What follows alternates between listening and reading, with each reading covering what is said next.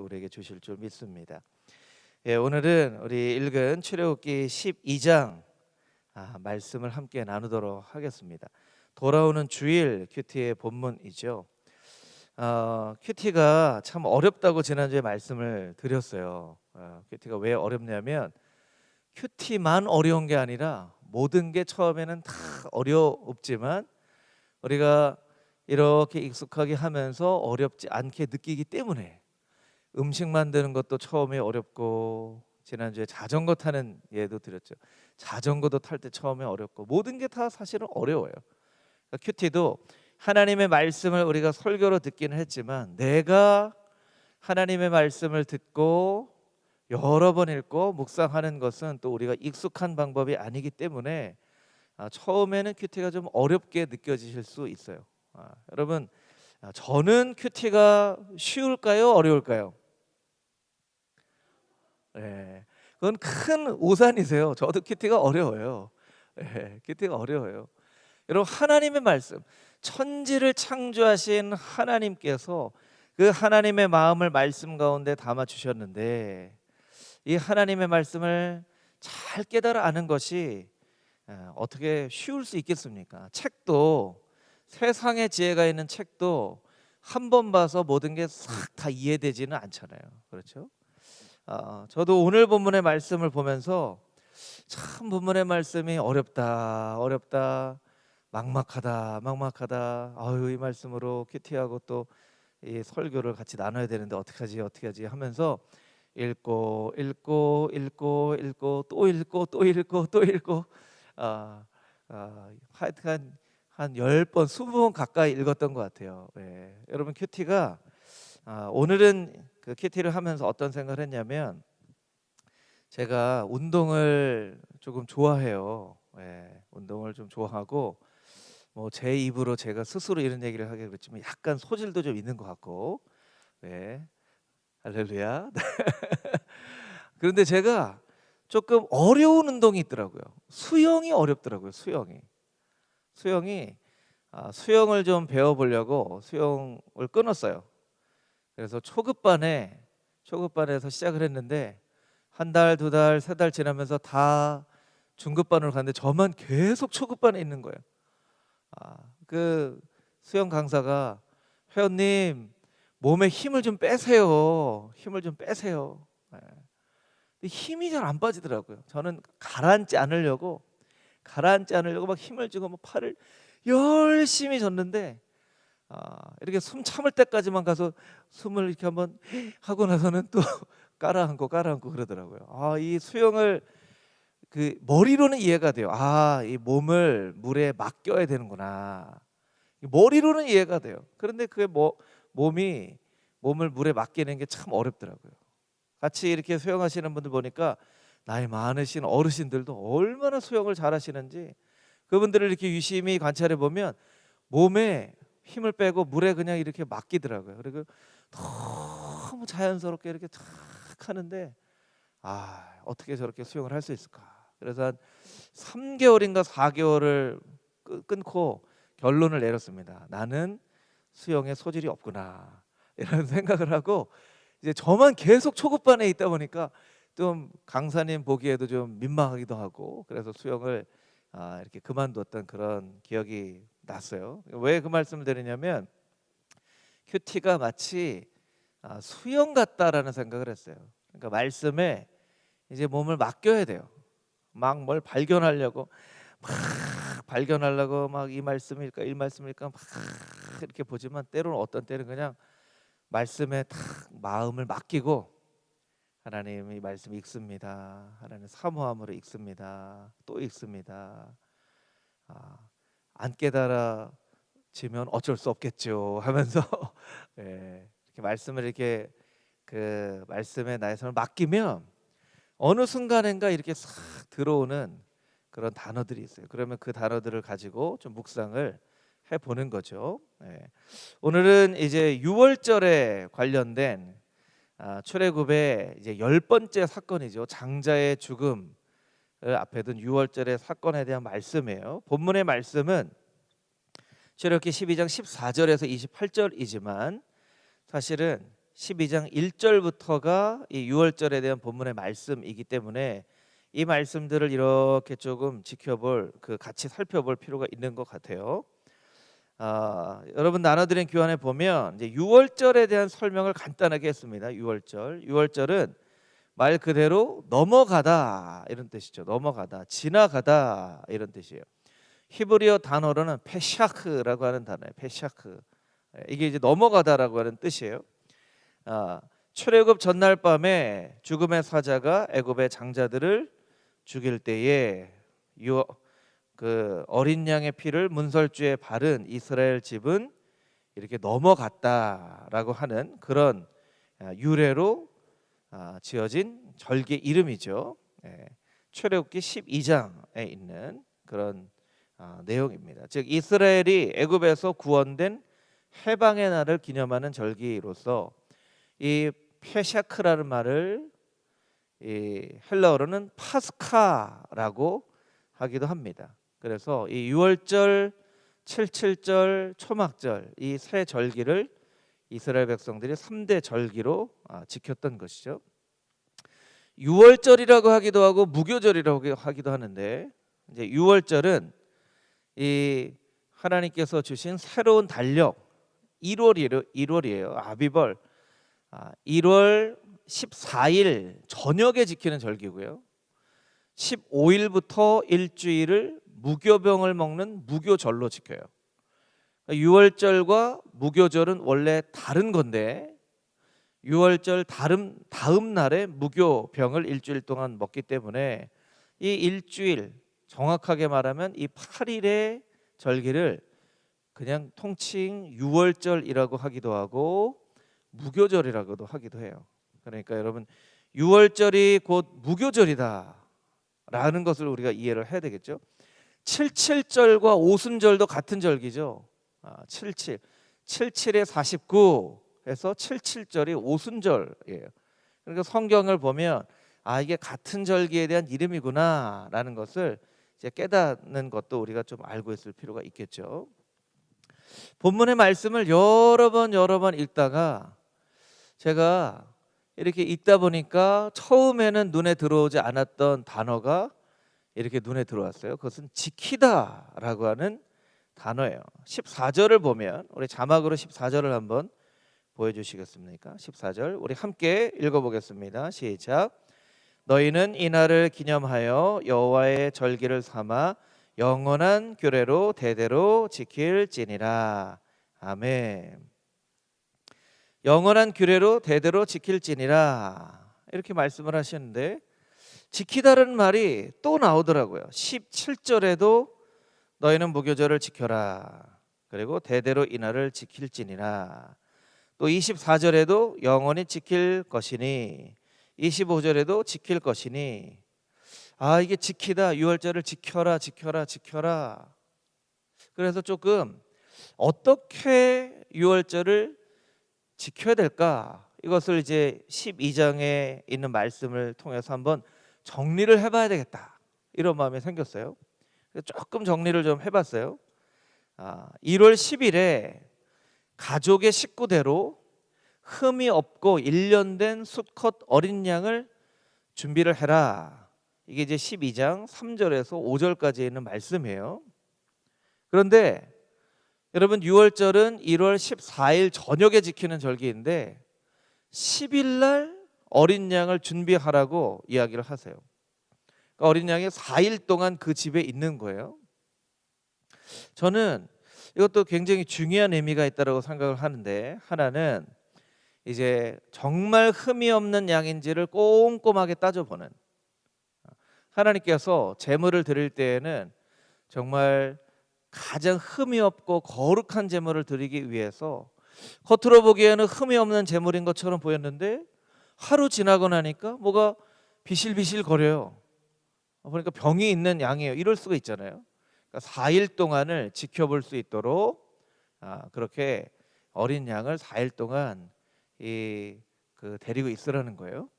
그리고 여러분 조금 이제 의미가 다를 수는 있지만 보통은 양을 그냥 방목을 하죠. 이스라엘 백성들은 방목을 해요.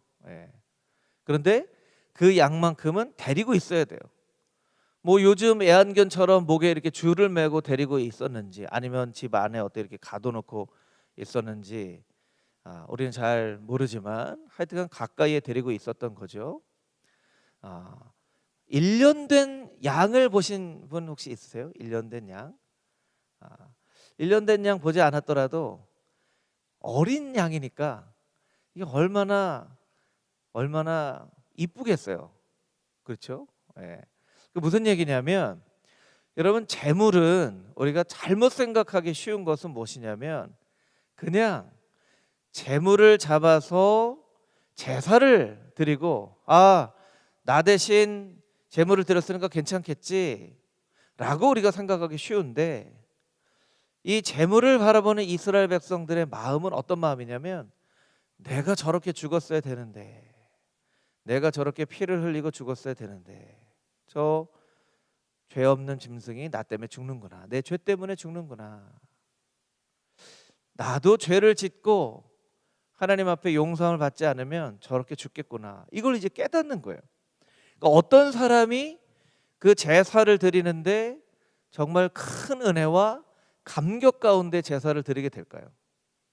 그 재물을 바라보면서 그 재물이 참 애정이 가고 귀엽고 정말 소중한 재물일수록 그런 마음이 드는 거예요. 그러니까 그냥 어린 양 한 마리 싹 잡아와다가 그냥 이렇게 쑥 살펴보고 흠이 있나 없나 하고 이렇게 재물을 잡는 그 재물하고, 그 재물을 4일 동안 집 안에, 뭐 이스라엘 백성들 가운데는 이제 저녁 같은 곳은, 여러분 이스라엘 백성들의 주거 환경을 보면요, 따로 어떤 이 집 안에 그 어떤 가축들을 키우는 그런 장소가 있었어요.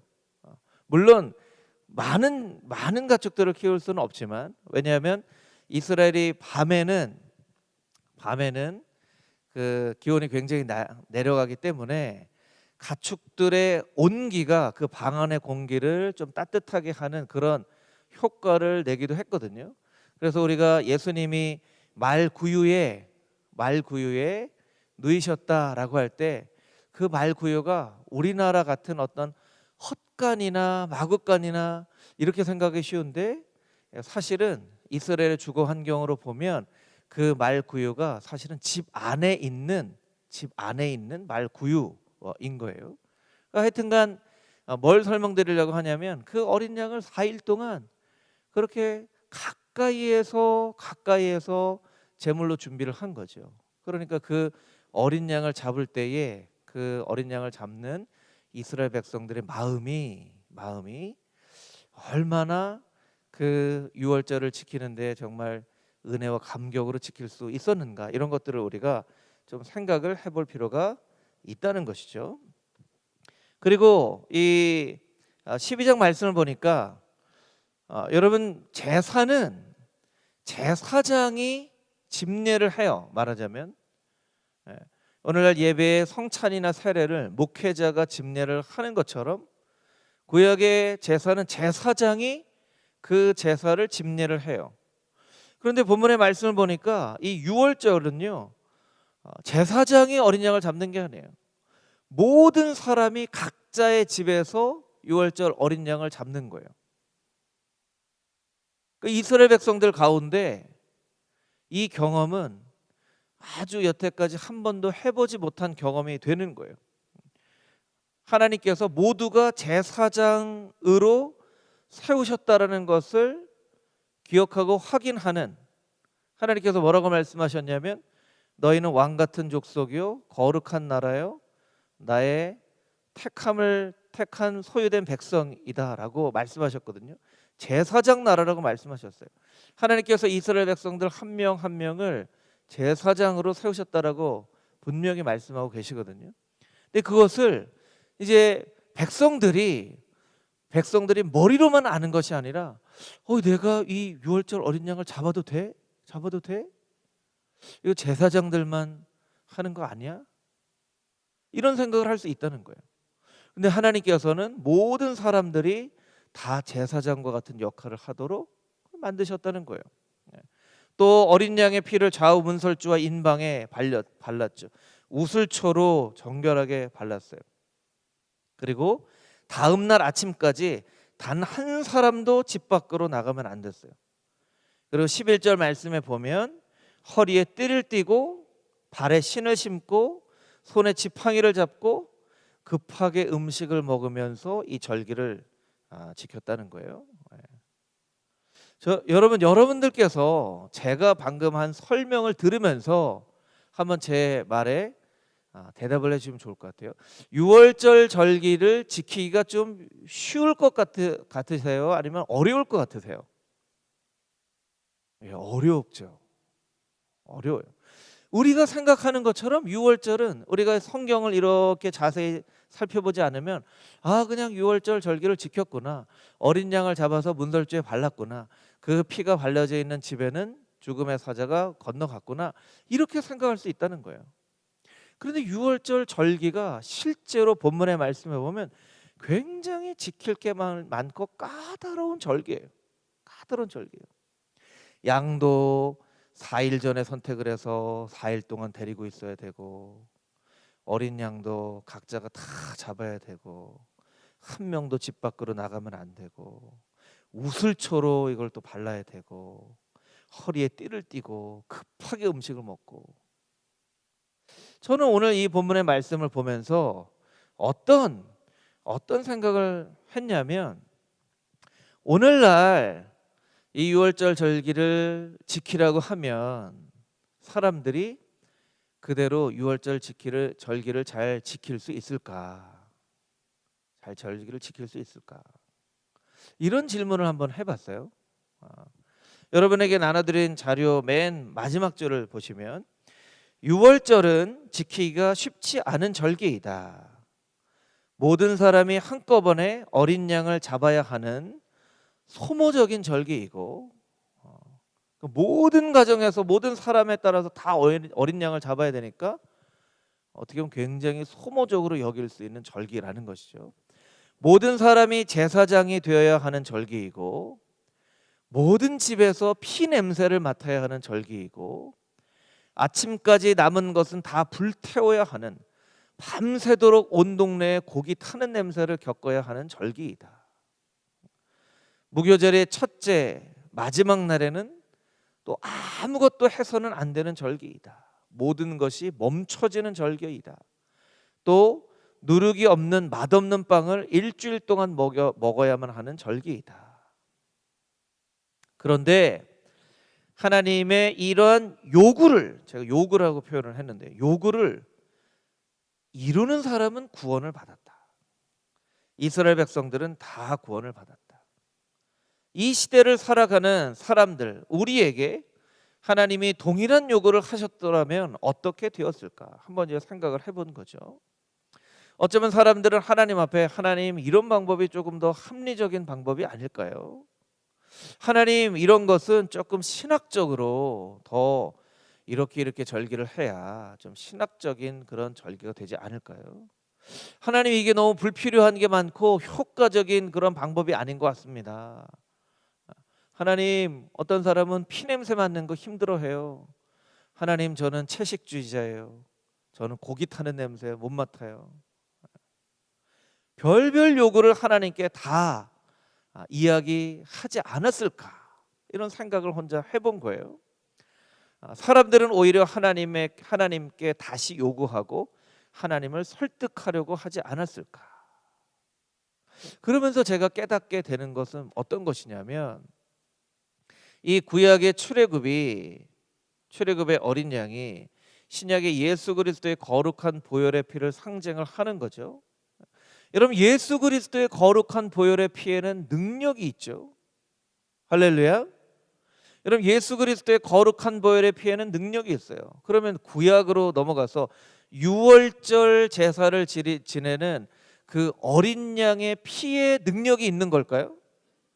예수 그리스도의 그 거룩한 보혈의 피에 있었던 능력과 같은 그 능력이 그 어린 양의 피에 실제로 있었던 걸까요? 아니에요. 구약의 6월절 어린 양의 피에는 그 피 자체가 능력이 있는 게 아니에요. 이건 상징을 할 뿐이죠.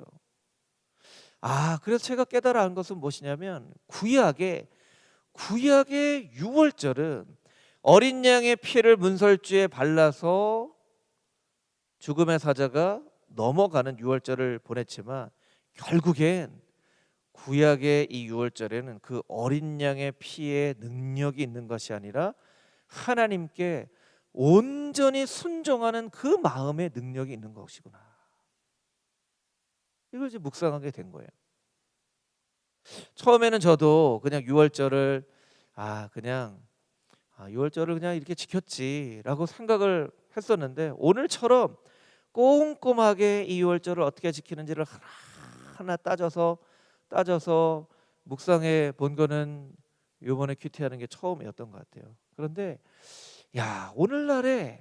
오늘날에 하나님께서 우리에게 말씀하신다면 아멘 이렇게 하겠습니다라고 할까? 온전한 순종을 하나님 앞에 올려드릴 수 있을까? 너무나 놀라운 거는 구약의 백성들은 한 명도 하나님 앞에 하나님 이게 합리적인 방법이 아닙니다. 효과적인 방법이 아닙니다. 너무 소모적이지 않습니까? 어린 양을 다 잡으면 어떻게 합니까? 부터 이렇게 얘기를 한마디도 하지 않고 온전하게 순종을 했다라는 것이죠. 그래서 오늘 이 본문의 말씀을 큐티하면서는 제가 나의 순종의 모습을 한번 좀 돌이켜봤어요. 나의 순종의 모습. 나는 하나님 앞에 어떻게 순종을 하고 있는가? 하나님 앞에 어떻게 순종하고 있는가? 저도 이제 굉장히 합리적인 걸 좋아하는 사람이거든요. 그러니까 하나님이 뭔가를 이렇게 말씀하시고 원하시는 게 있어도 자꾸 먼저 아멘으로 하기보다 자꾸 먼저 따져보려고 하는 마음이 제 안에 있는 것 같아요, 솔직하게. 그래서 오늘 이 말씀 묵상하면서 제가 제 스스로 하게 된 적용이라고도 할 수 있고 또 결심이라고도 할 수 있는데, 먼저 따지지 말고 먼저 순종하자. 이게 저의 이제 마음 가운데 있는 묵상이에요. 같이 한번 저를 따라해 볼까요? 먼저 따지지 말고 먼저 순종하자. 할렐루야. 이 마음이 우리에게 필요한 것 같아요. 6월절에 이 절기를 지키는 방법을 통해서 하나님께서 우리에게 말씀해 주는 것은 무엇이냐면, 먼저 따져보지 말고 먼저 순종하고, 순종한 다음에 그 다음에 따져보든지 이해하든지 하나님께 묻든지 해야 되겠구나.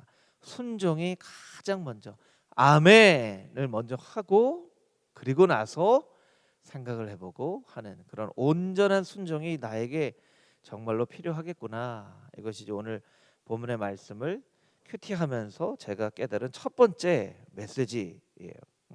두 번째 메시지는요, 제가 이렇게 좀 살펴보니까 출애굽기 12장 1절부터 20절까지에 있는 말씀은 하나님께서 모세에게 주신 말씀이에요. 21절을 한번 자막으로 한번 보여주면 좋을 것 같은데요. 21절. 21절에 어떻게 됐냐면, 모세가 이스라엘 모든 장로를 불러서 그들에게 이르되, 이제 21절부터가 하나님께 받은 말씀을 백성들에게 이야기하는 그런 장면이에요. 그런데 24절 이하에 있는 말씀을 보니까 우리 24절부터 28절에 있는 말씀을 우리 같이 한번 다시 읽어볼까요? 24절에서 28절 말씀 시작. 너희는 이 일을 규례로 삼아 너희와 너희 자손이 영원히 지킬 것이니, 너희는 여호와께서 허락하신 대로 너희에게 주시는 땅에 이를 때에 이 예식을 지킬 것이라.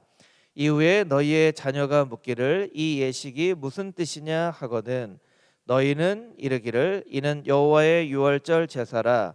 여호와께서 애굽 사람에게 재앙을 내리실 때에 애굽에 있는 이스라엘 자손의 집을 넘으사 우리의 집을 구원하셨느니라 하라 하매 백성이 머리 숙여 경배하니라. 이스라엘 자손이 물러가서 그대로 행하되 여호와께서 모세와 아론에게 명령하신 대로 행하니라. 아멘. 이 말씀이요, 사실은 이 곳곳에 있는 대대로 지킬지니라, 대대로 지킬지니라, 이 대대로라고 하는 한 단어를 이렇게 길게 설명을 한 거예요. 길게 설명을 한 거예요. 그래서 그 나눠드린 자료 질문 2번에 보면 출애굽기 12장 1절에서 20절까지는 하나님께서 모세에게 하신 명령이고 21절부터 28절까지는 모세가 이스라엘 백성들에게 전한 하나님의 명령이다. 24절 27절의 말씀은 하나님의 명령 내용의 명령이 없는데 왜 모세는 이런 명령을 추구한 것일까? 이것을 이제 설명을 대대로라고 표현을 했지만 이 모세가 대대로 지킬지니라 라고 해도 되는 것을 왜 이렇게 구체적으로 많은 내용들을 이렇게 자세하게 설명을 했을까 하는 그 질문이에요. 네. 제가 이 본문의 말씀을 보면서 어떤 묵상을 했냐면 자녀들에게 가장 좋은 것을 주고 싶은 것은 모든 부모님들이 가지고 있는 동일한 마음일 것이다. 네. 그렇죠? 자녀들에게는 가장 좋은 걸 주고 싶은 마음이 있잖아요. 모세는 이 유월절의 경험을 자녀 손들이 영원히 지키는 규례가 되기를 진정으로 원했던 것이다. 그래서 적과 꿀이 흐르는 가나안 땅에 들어가서도 이 예식을 통하여 하나님이 어떤 분인지 이스라엘이 얻은 구원이 얼마나 어렵고 힘든 과정을 통해서 얻게 된 선물인지를 자녀들에게 알게 하기를 원했던 것이다. 이것이 자녀들에게 줄 수 있는 가장 의미 있고 큰 유산이라고 모세는 판단을 한 것이다. 그래서 하나님은 그냥 모세에게 대대로 지킬 규례다, 대대로 지킬 규례다 라고 말씀하셨는데 모세는 이 대대로라는 말을 이렇게 길게 설명을 한 거죠. 설명을 했어요. 이 말씀을 묵상하면서 제가 한 가지 제 삶 가운데서 떠오르는 그런 그 장면이 있는데요. 무엇이냐면 저희 형이 대학 시험에 떨어졌어요.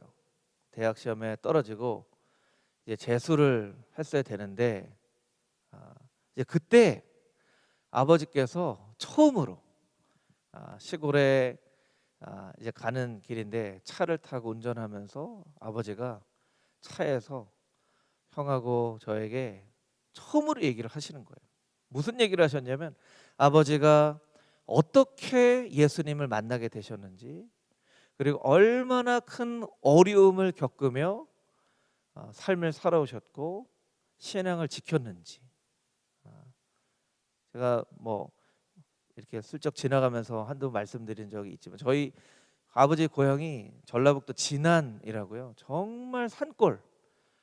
제가 그 중국으로 선교 여행을 이렇게 가보면 어릴 때 제가 그 큰 집에 이제 큰 집이죠. 할머니 할아버지 댁이니까 에서 봤던 그런 장면들이 이렇게 보여요. 그래서 그때마다 야 우리 시골집이 정말 시골이었구나 이런 걸 이제 깨닫게 돼요. 네.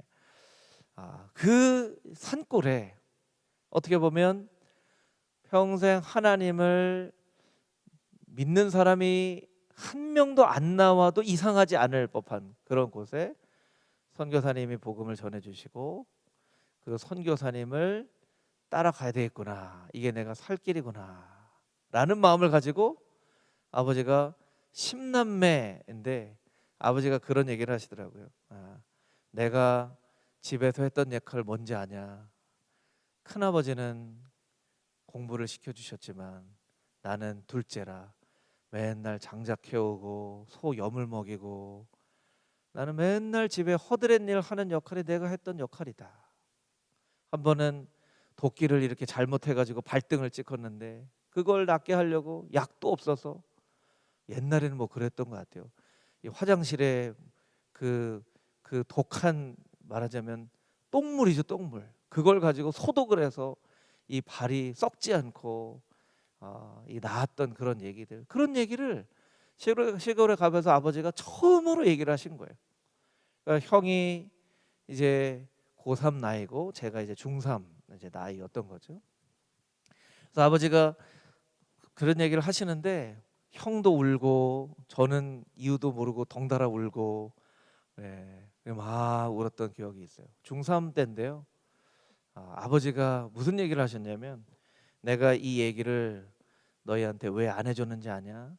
너희는 이런 고생 시키지 않으려고 아빠가 마음 먹었기 때문이다.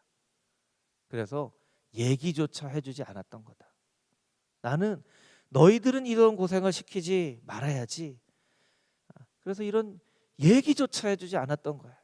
그렇게 얘기를 하시더라고요. 그러니까 형이 대학에 떨어진 그게 아버지한테는 너무 상심이 되셔서 내가 이렇게 너희를 키웠는데 하면서 얘기를 하신 거예요. 네. 그래서 이 중3 때의 기억인데 그 기억이 아직도 이 마음 가운데 있어요. 아버지가 그렇게 어렵게 삶을 사셨는데 그래서 우리가 예수님 믿고 이렇게 정말 어려움 없이 공부를 하는구나. 정말 나도 이제 빨리 철이 들어서 열심히 공부를 해야 되겠구나. 이런 생각을 했던 그런 기억이 납니다. 여러분에게 한 가지 좀 질문하고 싶습니다. 여러분의 자녀들에게 줄 수 있는 가장 큰 의미 있는 선물은 무엇일까요? 한번 좀 생각을 해볼까요? 여러분의 자녀들에게 해줄 수 있는 가장 의미 있고 가장 큰 선물은 무엇일까? 여러분, 모세는 이 출애굽의 모든 과정을 세세하게 자녀들에게 설명하고 이 절기를 의미 있게 자녀 손들이 지키고 이 약속의 땅 가나안에 들어가서도 이 예식이 어떤 의미를 갖습니까? 할 때 이 예식의 의미에 대해서 자세하게 설명을 하는, 애굽의 재앙을 내리실 때 하나님께서 그 재앙으로부터 우리를 능력의 손으로 지켜주시고 우리를 살려주신 것이다 라는 것을 이야기를 해주는 것이 자녀들에게 해줄 수 있는 가장 의미 있고 큰 선물이라는 확신을 마음 가운데 가지고 있었기 때문에 이런 설명을 하게 되는 거예요. 그러니까 우리가 한번 우리에게 질문을 해볼 필요가 있겠죠. 우리 자녀손들에게 가장 의미 있는 선물은 무엇일까? 의미 있는 선물은 무엇일까? 그럼 한번 그렇게 질문을 해보면 좋을 것 같아요. 그리고 여러분이 어떻게 하나님을 만나게 되었는지, 어떻게 예수님을 알게 되었는지, 또 여러분의 삶 가운데 얼마나 어려운 그런 일이 있었음에도 불구하고 하나님께서 이렇게 정말 신앙생활을 하게 하셨는지를 여러분 자녀손들에게 분명하게 이야기를 해주십시오. 그럼 그것이 여러분의 자녀손들에게 큰 영적인 선물이 될 거예요. 여러분, 손자 손녀들 이렇게 오잖아요. 오시는 게 아니죠. 하도 귀에서 요새는 오시는 예, 오면 이렇게 아이들에게 할머니가 좀 얘기해 줄까? 할아버지가 얘기해 줄까? 할아버지 할머니 어렸을 때는 이랬어.